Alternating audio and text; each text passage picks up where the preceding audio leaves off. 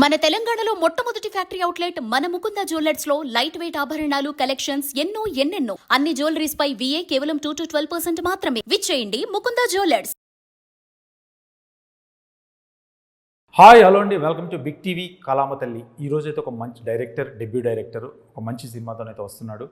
ఆయనే డిజైనర్ కావచ్చు, యానిమేటర్ కావచ్చు, ఒక కంపెనీ కూడా స్థాపించి ఆ తర్వాత అంచెలంచెలుగా సినిమా ఇండస్ట్రీ వైపు వస్తూ పొలిమేర 1, పొలిమేర 2 కూడా వర్క్ చేసి అతను ఒక రైటర్గా ఇప్పుడు ఒక డైరెక్టర్గా ప్రూవ్ చేసుకోవడానికి మన ముందుకు వచ్చిన సార్. నమస్తే సార్. నాని, ఈ అవకాశం ఎలా వచ్చింది సార్? అంటే మీరు 2 సినిమాలు చేశారు, నియో స్టూడియో అని ఒకటి పెట్టారు.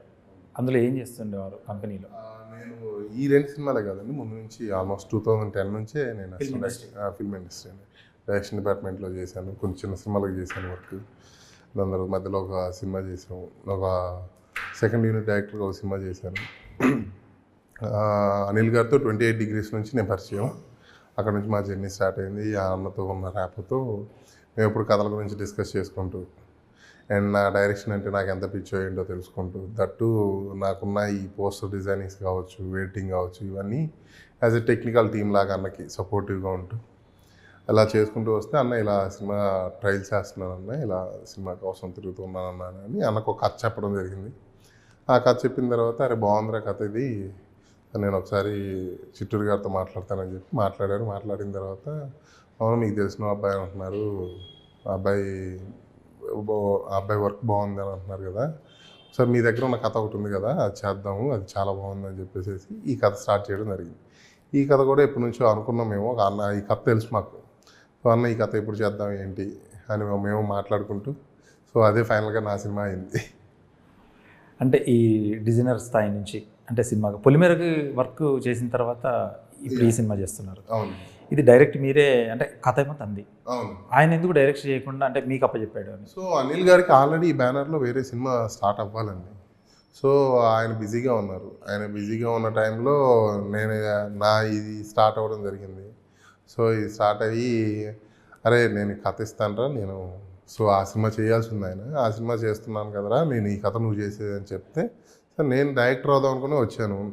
సో మనకి ఏ సినిమా ఏ కథ అయితే ఏంటి, మనం బయట నుంచి అయినా సరే, నేను రాసుకున్న కథ అయినా సరే, నేను డైరెక్టర్ని ఏదైనా సరే చేయాల్సిందే కదా, నాకు ఒక ఛాలెంజింగ్గా ఉంటుంది అని చెప్పి నేను ఈ కథను యాక్సెప్ట్ చేయడం జరిగింది.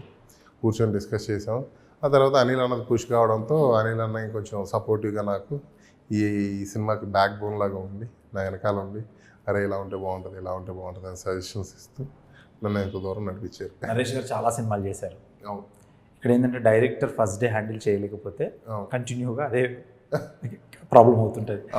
ఆయనే మన ఇన్పుట్స్ ఇవ్వడం కానీ, ఆయన సపోర్ట్ కానీ లేదండి. నరేష్ అన్న అసలు చాలా ఫ్రెండ్లీ. ఫస్ట్ ఆఫ్ ఆల్ ఆయన ఏదైనా చెప్పినప్పుడు కానీ టక్కున కొత్త డైరెక్టర్ అన్న ఇదే కాకుండా, వీడు కొత్త డైరెక్టర్, వీడికి సపోర్ట్ చేయాలని చెప్పేసి కొన్నిసార్లు ఇలా చేస్తే కాదు, ఇలా కాదు, ఇలా చేసుకుందామని అని చెప్పి మనసు నొప్పించకుండా చాలా ఇదిగా, లేదన్నా నాకు ఇదే కావాలి అని అంటే, అవునా ఓకే నువ్వు ఏదనుకుంటున్నావో అది క్లారిటీగా వస్తుందో లేదో చూసుకో అని చెప్పేసి అంత సపోర్టివ్గా ఉన్నారు. ఓకే. సో ఏ విలేజ్ సార్, ఎక్కడి నుంచి వచ్చారు? నేను మాది కోదాడ దగ్గర చింతలపాలెం అనే ఒక విలేజ్ అండి, నల్గొండ డిస్టిక్. ఇప్పుడు సూర్యాపేట డిస్టిక్ అయిపోయింది. సో చింతలపాలెం అనే ఊరు నుంచి అక్కడే ఉషోదయ విద్యాలయం అనే స్కూల్లో చదువుకొని ఇంటర్కి ఇక్కడికి రావడం జరిగింది. మా ఫాదర్ ఆర్టిస్ట్ అండి, ఆయన క్యారెక్టర్ ఆర్టిస్ట్. సో చిన్నప్పటి నుంచి ఆయన, నేను పుట్టక నుంచే సినిమాల్లో ఉన్నారు. సో ఆయన చూస్తూ పెరిగాను, ఆయన నా రోల్ మోడల్. సో ఇంటర్కి ఇక్కడికి వచ్చిన తర్వాత కొంచెం ఊహ తెలిసింది, చదువు దొబ్బింది, సినిమా ముందుకు వచ్చి నేను ఇంటర్ వరకు ఆపేసేసిన తర్వాత డిగ్రీ ఓపెన్ చేశానండి. ఓపెన్ డిగ్రీ చేశాను. అది మధ్యలోనే డిస్క్ కొట్టి, ఇవన్నీ మన వల్ల ఏ పనులు కాదనుకొని పూర్తిగా ఇటే ఉన్నాను. నియో స్టూడియో ఎలా పెట్టారు? నియో స్టూడియోస్ ఏం లేదు సార్, మా ఫాదర్కి నేను డైరెక్టర్ అవుతాను అని చెప్పిన తర్వాత ఆయన, డైరెక్టర్ అవ్వాలంటే ఏమేమి తెలుసు, ఏమేమి కావాలో తెలుసా అని చెప్పేసి, అంటే నేను డైరెక్టర్ అవుదాం అనుకుంటే డైరెక్టర్ అవుదాం అనుకుంటున్నాను అంతే, నాకు కథలు రాయడం వచ్చు అని చెప్తే, కాదురా డైరెక్టర్కి ఇవన్నీ ఉంటాయి, ఇవన్నీ తెలియాలి, ఎడిటింగ్ అంటే ఏంటో తెలియాలి అని చెప్పి ఒక సిస్టమ్ తీసుకొచ్చి ఇంట్లో పడేస్తే, ఈ సినిమాకి వేరే ఎడిటర్కి ఇవ్వకుండా అంటే ఇన్ని బాధ్యతలు నిర్వహించడం కరెక్టే అనిపించి మీరే ఎడిటింగ్ చేశారు? లేదండి, నా ఫస్ట్ బేబీ కదా, కొంచెం జాగ్రత్తగా ఉండి వెనకాల ఎలాగో అనిల్ గారు ఉన్నారన్న ఒక ధైర్యం అంతే. ఒకవేళ నేను ఏదన్నా అరే ఇది నేనే కదా డైరెక్షన్ చేసింది, ఈ సీన్ బాగుంటుంది అన్నా సరే వెనకాల ఇంకో ధైర్యం ఉంది కాబట్టి లేదు నేనే చేయగలను అని చెప్పేసి తీసుకున్నాను. ఇప్పుడు నరేష్ గారు అంటే కామెడీ ఆయన కొట్టిన పిండి, అవును. నాంది తర్వాత కొంచెం ఆయన ప్యాటర్న్ మార్చుకున్నాడు. అవును. దాన్ని చూసి దృష్టిలో పెట్టుకొని మీ చాయిసా నరేష్ గారు లేదంటే ప్రొడ్యూసర్ గారు లేదంటే లేదండి, ఫస్ట్ మేము కథ రాసుకున్నప్పుడు దగ్గర నుంచి మేము నరేష్ గారు అయితే బాగుంటుంది ఈ క్యారెక్టర్ అంటే ఆయన గమ్యం అంటే బిఫోర్ నాంది గమ్యం శంభో శివ శంభోలో క్యారెక్టర్స్ చేశారు. సో అలాంటి క్యారెక్టర్ లాంటిదే ఇది కూడా. అంటే ఆ చలాకితనం ఒక పాయింట్కి వచ్చేసరికి ఆ సీరియస్నెస్ ఉండే క్యారెక్టర్ ఇది. సో ఆయన ఉంటే బాగుంటుంది, అలాంటి క్యారెక్టర్ ఉంటే బాగుంటుంది, అలాంటి క్యారెక్టర్ ఉంటే బాగుంటుంది అనుకొని రాసుకునేటప్పుడే మేము అనుకున్న తర్వాత ప్రొడ్యూసర్ గారికి చెప్తే సీన్ సార్ తీసుకెళ్ళి కూర్చోబెట్టారు, కూర్చున్నారు, కథ చెప్పిన తర్వాత అంత లాక్ అయిపోయింది. మాకు ఇంకా హ్యాపీ. టైటిల్ వేరే అనుకున్నట్టుగా తెలుసు, ఫస్ట్ రైల్వే కాలనీ కాకుండా 12 year రైల్వే కాలనీ. లేదండి, అంటే టైటిల్స్ ఫస్ట్ అనుకున్నామండి, ఒక 4-5 టైటిల్స్ అనుకున్నాం. ఆ 4-5 టైటిల్స్లో మాకు బెస్ట్ అనిపించింది ఇదేనండి. ఓకే. సో సినిమా అంతా ఏంటి అని అంటే ఒక రైల్వే కాలనీలో జరుగుతూ ఉంటుంది. సో ఆ రైల్వే కాలనీలో ఉండే ఒక కుర్రాడు, తెలంగాణలో ఉన్న రైల్వే కాలనీ లేదంటే ఆంధ్ర? ఎగ్జాక్ట్లీ వరంగల్లో పెట్టేసి. Yes, okay. ఒక కాలనీలో చిచోరగా తిరిగే కుర్రాడు. చిచోర తిరిగే కుర్రాడు. సో చిచోరగా తిరిగేవాడు ఒక సీరియస్ ఒక పాయింట్ ఒక స్టాండ్ తీసుకొని, ఒక అమ్మాయి కోసం ఒక స్టాండ్ తీసుకొని ఒక సీరియస్ మోడ్లోకి వెళ్ళి అసలు ఏం చేశాడు, ఆ అమ్మాయి కోసం ఏం చేశాడు అనేది కథ. అంటే ఈ మూవీని అంటే తెలుసుకున్న రీసెర్చ్ ప్రకారం స్క్రీన్ ప్లే కొంచెం బాగా చేశారు, స్క్రీన్ ప్లే మీద అని చెప్పేసి. ఈ సినిమా కొంచెం మనకి మహారాజా ఆ కైండ్ ఆఫ్ స్క్రీన్ ప్లేతో ఉంటుందండి. ఓకే. సో మాకు దొరికిన పాయింట్, మేము అనుకున్న పాయింట్ ఏదైతే ఉందో ఆ పాయింట్కి అనిల్ అన్న ఆయన కైండ్ ఆఫ్ స్క్రీన్ ప్లే వేసి దానిలో రేంజ్కి తీసుకెళ్ళి కూర్చోబెట్టారు. ఓకే. అండ్ అనుకున్నట్టే అంతా బాగా వచ్చింది. సినిమా చూసుకున్నాం, చాలా కాన్ఫిడెంట్గా ఉన్నాం. అనిల్ గారి సినిమాలు ఎక్కువ interval bang, climax, pre climax, దీనికంటే ఎలా ఉపయోగపడుతుంది ఈ సినిమాకి? ఈ సినిమాలో ఆ same interval bang, pre climax, క్లైమాక్స్తో పాటు ఇంకొంచెం యాడ్ అవుతుందండి, ఒక 2 మెట్లు ఎక్కువ యాడ్ అయ్యి ఉంటుంది స్క్రీన్ ప్లేలో. ట్విస్ట్లు ఎక్కువ ఉంటాయి సినిమాలో. ఓకే. సో సినిమా స్టార్ట్ అయిన ఒక 10 నిమిషాల దగ్గర నుంచి స్టార్ట్ అయింది. బ్యాంగులు చిన్న బ్యాంగులు అంటే ఒక చిన్న క్యూరియాసిటీ స్టార్ట్ అవుద్ది. ఓకే. పోను బ్యాంక్స్ అవుతుంటాయి ఆ క్యూరియాసిటీ కాస్త. ఇలాంటి సినిమాలు రన్ టైం మీద చాలా కేర్ ఉండాలి. దాన్ని ఎంతవరకు కుదించారు మీరు? మాది పర్ఫెక్ట్ రన్ టైం అండి, 2 hours 5 minutes. ఓ సూపర్. ఓకే. ఎంత వేస్టేజ్ అది జనరల్? వేస్టేజ్ ఎంత కాలేదండి, మేము అనుకున్న లెంత్ వచ్చేసి 2 hours 10 minutes అనుకున్నాం. సో ఒక 5 minutes అటు ఇటు అయ్యి ఏది చిన్న కట్స్ పోవడం తప్ప, ట్రిమ్ అయిందే తప్ప సీన్స్ అంటూ మహా అంటే చిన్న ఒక 30 seconds ఒక 2 scenes.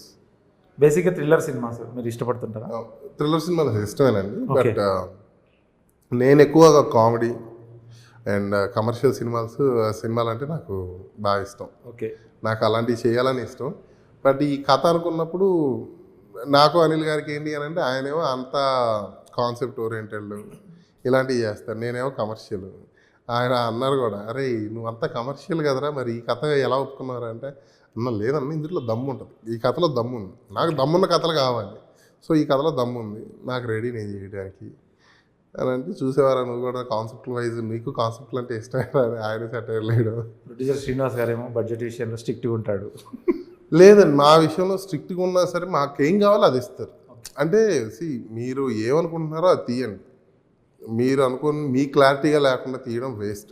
దానికి ఎంతవరకు కావాలి, ఎంత కావాలన్నా చెప్పండి, ఏం చేస్తున్నారో ఎంత కావాలో దానికి పెట్టండి, పెట్టి చూపించాలి, చూపిస్తే దానికి హ్యాపీ. అంతేగాని అంటే ఇప్పుడు నేను ఫస్ట్ డైరెక్టర్ అండి, నాకు ఆయన ఎలా అంటే ఇప్పుడు నాకు దొరికిందే సంది కదా అని నేను తీసుకుని పోయాను అనుకున్నాను, అది వేస్టేజ్.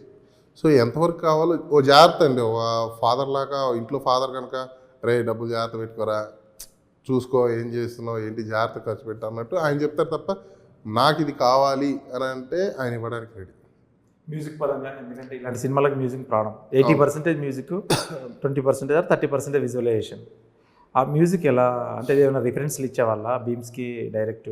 మేము బీమ్స్ గారికి రిఫరెన్స్లు కాదండి, కథ చెప్పినప్పటి నుంచి ఆయన ఎప్పుడు ఇస్తారు నాకు రెడీ, నేను రెడీగా ఉన్నాను, నాకు కావాలి, నాకు ఎప్పుడు ఇస్తున్నారు, ఫస్ట్ కాపీ అది ఎడిటింగ్ చేసి నాకు ఎప్పుడు ఇస్తున్నారు, ఆర్ఆర్కి ఎప్పుడు ఇస్తున్నారు అని ఆయన ఎగ్జైట్ అయ్యి ఫీల్ అయ్యారు. సో వన్స్ ఇచ్చిన తర్వాత సరే ఓకే ఒక 2 days 4 days నాకు వదిలేసేయండి నేను ఇస్తాను అని చెప్పేసి ఒక 4 days 5 days తర్వాత మమ్మల్ని పిలిచారు, జస్ట్ థీమ్ మ్యూజిక్ వినిపించారు. థీమ్ మ్యూజిక్ ఒకటి వినిపించిన తర్వాత ఫిక్స్ ఇంకా అది అసలు మన సాంగ్ కూడా బాగా పాపులర్. యా సాంగ్ కూడా చాలా మంచి 3 సాంగ్స్ ఉంటాయి సినిమాలో. 3 సాంగ్స్ 3 సాంగ్స్కి భాను మాస్టర్కి ఇచ్చింది. 3 songs Bhanu master. Bhanu master choice మీదేనా? భాను మాస్టర్ చాయిస్ అందరిదేనండి. అంటే భాను మాస్టర్ ముందు నుంచి తెలుసు, బాణన్న ముందు నుంచి తెలుసు. సో అనుకున్నాం 3 సాంగ్స్కి ఆయనే ఉంటే బాగుంటుందని అనుకున్నాం. సో 3 సాంగ్స్ మాకు ఫస్ట్ ఒక సాంగ్ చేసాం. ఆ సాంగ్ చేయాలని మేము ఫిక్స్. అబ్బా భలే వస్తుంది కదా. So comfort first of all మాకేంటి అని అంటే మాకు ఎక్కడ ఫాస్ట్గా పని అవుతుంది ఏంటి, మాకు ఎంత కంఫర్ట్లో మాకు కావాల్సింది వస్తుందా లేదా అనేది చూసుకున్నాం. సో పర్ఫెక్ట్గా వస్తుంది అనుకున్నప్పుడు ఒక భాను మాస్టర్ గారికి వెళ్ళిపోయాం మేము. మీ నాన్నగారికి ఇచ్చారా క్యారెక్టర్? ఇవ్వలేదండి. ఈసారి ఇస్తాను. అంటే ఇప్పుడు ఎందుకు ఇవ్వలేదు? అది క్యారెక్టర్ పడకనా లేదంటే అతను అడగలేదనా? లేదండి, మా ఫాదర్ ఎక్స్పైర్ అయ్యారు 2014లోనే ఎక్స్పైర్ అయ్యారు. బట్ యాజ్ ఏ ఫోటో రూపంలోనూ నెక్స్ట్ సినిమాలో అయితే కంపల్సరీ ఉంటారు. ఓకే, ఆర్టిస్ట్గా.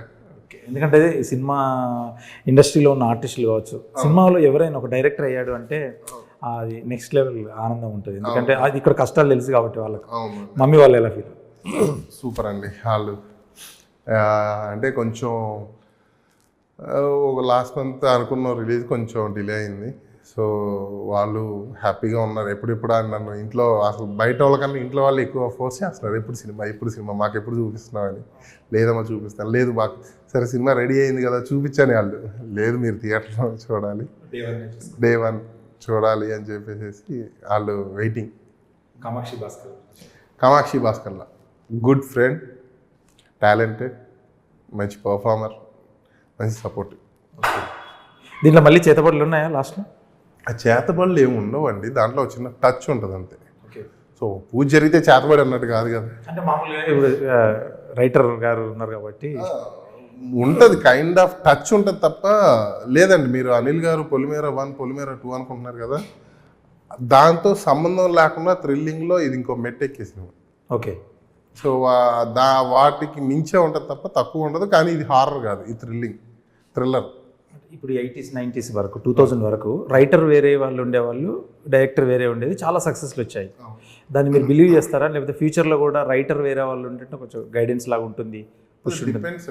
డిపెండ్స్ అని నేను అనుకుంటున్నాను. అంటే ఒకటి మనం ఒక పాయింట్ కంపల్సరీ సినిమాకి అయితే రైటర్ కావాలండి. ఎంత డైరెక్టర్ అయ్యి ఎంత రాసుకొని వచ్చినా సరే కాలంలో అన్ని ఇట్లో వచ్చేది. 365 days 1 year 6 months ఆడేది. ఆ సినిమాలకి రైటర్ వేరే వాళ్ళు ఉండేవాళ్ళు, డైరెక్టర్ వేరే వాళ్ళు.